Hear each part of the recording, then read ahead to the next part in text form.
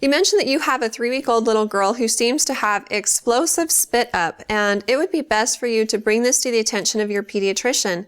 They can ask you more specific questions about your observations and perform an exam on your baby and check her growth thus far and make sure that more is staying in than what's coming out. This is one of the problems that can happen with reflux or spitting up. About 50% of babies actually have mild reflux, and in most cases it's just passively expelling of stomach contents. It's not a problem. They still grow well. It's just kind of messy and inconvenient because they're spitting up all the time.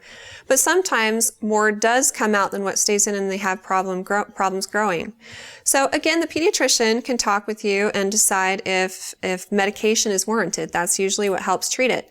Now, thankfully, most babies grow out of it by about 7 to 8 months of age because it's kind of a development thing.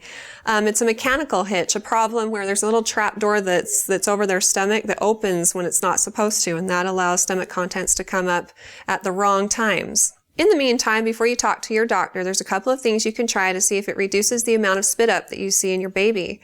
First of all, you mentioned overfilling, and sometimes this can contribute to spit up. If your baby's eating too much, then it just comes right back up.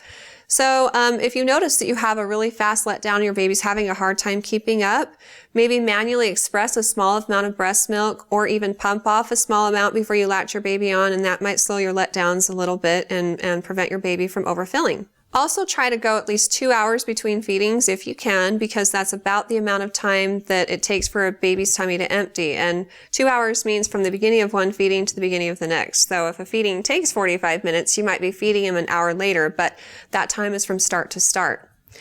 Also avoid extra pressure on your baby's tummy. So this could be tight-fitting pants or a very tightly attached diaper. Avoid tummy time right after, and also try to keep your baby upright for 30 to 60 minutes because this, again, gravity alone can help to keep stomach contents down where they belong. Sometimes if your baby has extra gas, that contributes to spit up because when they burp, stomach contents come up with it. So try burping your baby 2 to 3 times during feedings and see if that makes a difference. Like when your baby naturally stops rhythmically sucking, just take your baby and pat their back a couple of times and then latch them back on. This may also give them time to decide if they're full, if they've been overeating just because they have the opportunity to eat.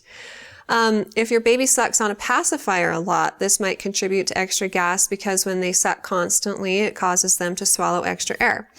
So those are just some things to consider, and I hope that they help. And again, I recommend talking with your doctor and they can see if further investigation or treatments are warranted. Best of luck with everything, and if you have any other questions for me in the future, feel free to ask them on our Facebook page at facebook.com/Intermountain Moms, and recommend us to your friends and family too.